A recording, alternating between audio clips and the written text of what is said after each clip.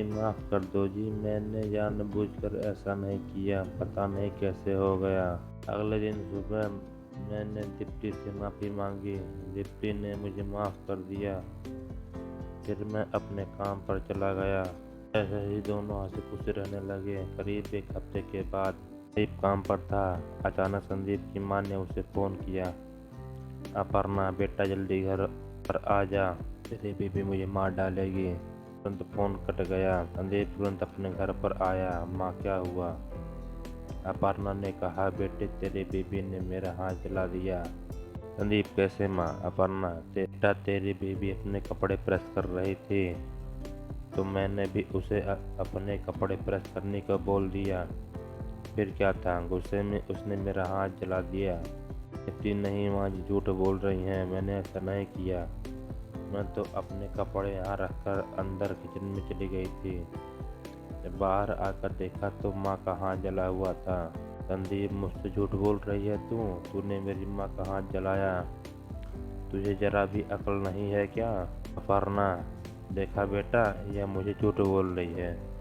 मुझे क्या शौक लगा है अपना हाथ जलाने का। उसके बाद संदीप अपनी माँ से इतना प्यार करता था कि दीप्ति बात नहीं सुनी। दीप्ति को बहुत मारा। दीप्ति, नहीं जी, मैंने ऐसा नहीं किया, मेरा विश्वास कीजिए। संदीप चुप हो जा। आज के बाद कभी शिकायत आई तो मेरे से बुरा कोई नहीं होगा। फिर शाम को दीप्ति खाने के बाद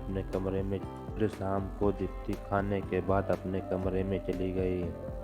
संदीप, देखो, माना कि माँ तुमसे नाराज है, लेकिन तुम्हें ऐसा नहीं करना चाहिए था। दीप्ति, नहीं जी, मैंने ऐसा नहीं किया, मुझे नहीं मालूम अब कैसे जला। संदीप, आओ दवा लगा देता हूँ। संदीप का प्यार देखकर दीप्ति चुप रह गई। अगले दिन संदीप काम पर चला गया। फिर धीरे धीरे दिन बीतने लगे। अब पता नहीं क्यों कभी सब्जी जल जाती तो कभी नमक ज़्यादा। एक दिन ऐसा हुआ कि खाने में जुलाब की गोली मिला दी।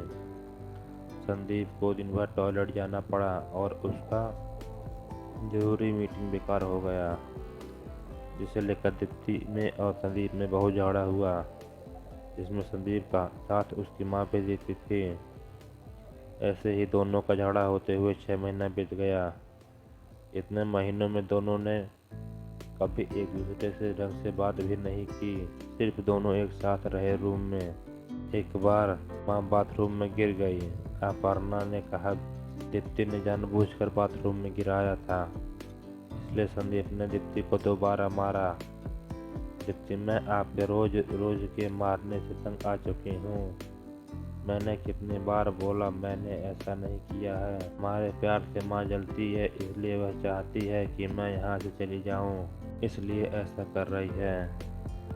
अपर्णा, नहीं बेटा, मुझे ऐसा करना होता तो मैं तुम्हें घर में आने देती। ऐसा कुछ नहीं है बेटा, मैं तुम दोनों से बहुत प्यार करती हूँ, मैं ऐसा सोच भी नहीं सकती। संदीप पर तो जैसे अपनी माँ का बात सुनने का भूत सवार था। वह दीप्ति की बात सुनना चाहता ही नहीं था। ऐसे ही 9 महीने बीत गए। एक बार संदीप अपने घर पहुंचा। उसे उसकी माँ ने कॉल किया था। घर पहुंचा तो देखा उसे उसके कमरे से एक आदमी बाहर आ रहा था। वह संदीप को देखते ही भाग गया। संदीप अपने पत्नी के पास गया, देखा दीप्ति अपनी साड़ी सही कर रही है, उसके बाल थोड़े बिखरे हुए हैं। संदीप ने थप्पड़ मार के दीप्ति को बोला, दीप्ति, अब क्या हुआ, आप मुझे मार क्यों रहे हो? संदीप, नाटक तो ऐसे कर रही है जैसे कुछ हुआ ही नहीं। दीप्ति, बताओ तो सही क्या हुआ? वह आदमी कौन था? दीप्ति, वह आदमी दर्जी था, मेरे ब्लाउज का नाप ले रहा था। संदीप, तू झूठ बोल रही है, तो तेरा पल्लू क्यों गिरा है और बाल बिखरे हैं, और मुझे देखते ही वह भाग क्यों गया? दीप्ति, क्या तुम मुझ पर शक कर रहे हो? संदीप, शक नहीं, मुझे यकीन है, तुम्हारा कहीं और चक्कर चल रहा है, इसलिए तुम कभी माँ को नुकसान पहुँचाती हो तो कभी खाना व खराब बनाती हो और मुझसे दूर भी रहती हो। दीप्ति, तुम शराब पीते हो और बस अपनी माँ की बात मानकर मुझे मारते हो। कभी मेरे भी बात का यकीन करो। रही बात तुम्हारी माँ की, तो मैं उनको कोई भी नुकसान नहीं पहुँचाती। वह तुमसे झूठ बोलती है। अब दोनों के बीच बहुत ज़्यादा झगड़ा होने लगा था। एक बार संदीप काम पर था, दोबारा फिर उसकी माँ ने फ़ोन किया। संदीप घर आया तो देखा फिर दीप्ति उसी आदमी के साथ सोई है। संदीप ने दीप्ति को लात मारकर जगाया। दीप्ति ने कहा, अब तो मैं सो रही हूँ, अब क्यों मार रहे हो? संदीप ने उस आदमी को पकड़कर बहुत मारा। तभी उस आदमी ने बोला, वह दीप्ति का बॉयफ्रेंड है, दीप्ति अब उसके साथ रहेगी। दीप्ति ने कहा, यह सच नहीं है, मेरे साथ धोखा हो रहा है। मैं इस आदमी को जानती तक नहीं, मुझे नहीं मालूम यह मेरे बगल में कब सोया। तभी हाथ छुड़ा कर वह आदमी भाग गया और संदीप तुरंत गया और तलाक के पेपर लेकर आया। दीप्ति, अभी मुझे तलाक चाहिए। दीप्ति, यह सब माँ जी का नाटक है, मैं कुछ नहीं कर रही हूँ। और संदीप तुरंत गया और तलाक के पेपर ले आया। दीप्ति, अभी मुझे तलाक चाहिए। दीप्ति, यह सब माँ जी का नाटक है, मैं कुछ नहीं कर रही हूँ, मुझे मत छोड़ो, मैं कहाँ जाऊँगी। संदीप, तुम अपने बॉयफ्रेंड के साथ जाओ, मेरे साथ रहने की कोई ज़रूरत नहीं। बहुत मनाने के बाद संदीप नहीं माना।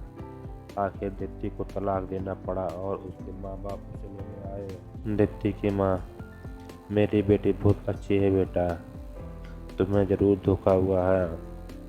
जब तुम्हें पता चलेगा तुम बहुत पछताओगे, लेकिन तब तक बहुत देर हो गई होगी।